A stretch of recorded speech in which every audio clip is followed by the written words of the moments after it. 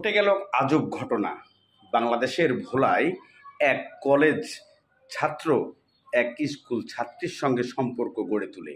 স্ক্রিনে আপনারা দেখতে পাচ্ছেন এই মেয়েটির সঙ্গে সম্পর্ক গড়ে তোলে এই ছেলেটি। তবে কি ঘটনা ঘটে যায় অবশেষে আপনারা অবাক হয়ে যাবেন। আসলে একটা নারী কখন উত্তেজিত, একটা নারী কখন নিজের কাছে নিজে সব কিছু রিস্ক নিয়ে নেয় তা আপনারা অবশ্যই জানেন, যারা নারী আছেন, যারা পুরুষ আছেন। কারণ হচ্ছে যে মানুষ যখন নিজের সব কিছু শেষ হয়ে যায় তখন সেই মেয়েটি কি করতে পারে। এই ছাত্রটি, কলেজ ছাত্রীটি অর্থাৎ কলেজ ছাত্র যাই বলেন না কেন, একটা ছেলে একটা মেয়ের সঙ্গে সম্পর্ক তৈরি করার পরে যদি তার সর্বস্ব লুটে নিয়ে চলে যায় তখন একটি মেয়ে কোথায় দাঁড়াবে।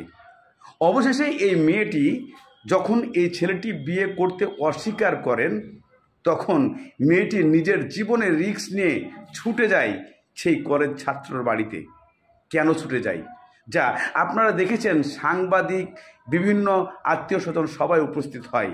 মেয়েটি সেখানে একটা হাতুড়ি নিয়ে ঘরের দরজা ভাঙতে যায়, প্রতিবাদ করতে দাঁড়ায় সেই কলেজ ছাত্রর বোন। অবশেষে কলেজ ছাত্রর বোন রুখে দেয় বটি নিয়ে তাকে, যে খবরদার আমার ভাইয়ের সঙ্গে সম্পর্ক, আমার ভাইকে খুঁজে তুই নিয়ে যা, কিন্তু কেন আমার বাড়ির দরজা, ঘরের দরজা ভাঙছিস, যেখানে আমার মায়ের গায়ে হাত দিয়েছিস। আসলে প্রশ্নটা এখানেই। একটা মেয়ে যখন নিরুপায় হয়ে যায় তখন তার সেন্স কাজ করে না, তখন কে মা কে বাবা এটুকু দেখার তার কাছে সময় ছিল না। কারণ তার যে সর্বস্ব লুটে নিয়ে গেছে সেই প্রেমিক, তার বোনের বাসাতে নিয়ে বাধা দেওয়া সত্ত্বেও সব কিছু নিয়ে গেছেন। কিন্তু প্রশ্ন এখানেই শেষ নয়।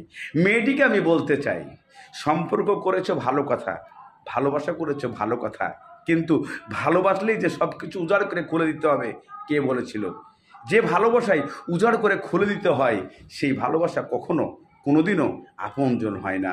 সেই ভালোবাসা কখনো কোনোদিন আপনাকে পাশের ঘরে নিয়ে সারা জীবন সুখ দিতে চায় না, কারণ সে মজা মাস্তি করে আপনাকে রেখে চলে যাবে, এটাই স্বাভাবিক। কিন্তু এখন শেষ পর্যায়ে যখন আপনার সব কিছু শেষ করে দিয়েছে তখন আপনি এখানে হাতুড়ি নিয়ে যুদ্ধ করলেও তো বোন কাজ হবে না, কারণ আপনাকে সময় মতোই সব কিছু হাসিল করতে হতো, কিন্তু সেইটুকু ভুল করে ফেলেছেন। এখন সর্বোচ্চ হারিয়ে গেছে, এখন আপনি এসে খুঁজছেন ঘরের দরজায়। কিন্তু প্রশ্ন এখন যদি আমি বলতে যাই, অনেকেই বলবেন যে আপনি উল্টা বলছেন। যখন আপনি সম্পর্ক করেছিলেন তখন ফ্যামিলির সঙ্গে সমঝোতা হয়ে করছিলেন, নাকি আপনি এককভাবে করছিলেন? তাহলে কেন আছে ঘরের দরজা ভাঙতে হবে?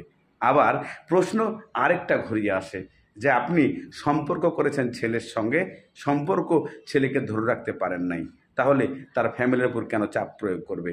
আপনি খুঁজে বের করুন, যদি আপনার ক্ষমতা থাকে সেই প্রেমিককে, তাহলেই আপনাকে সবাই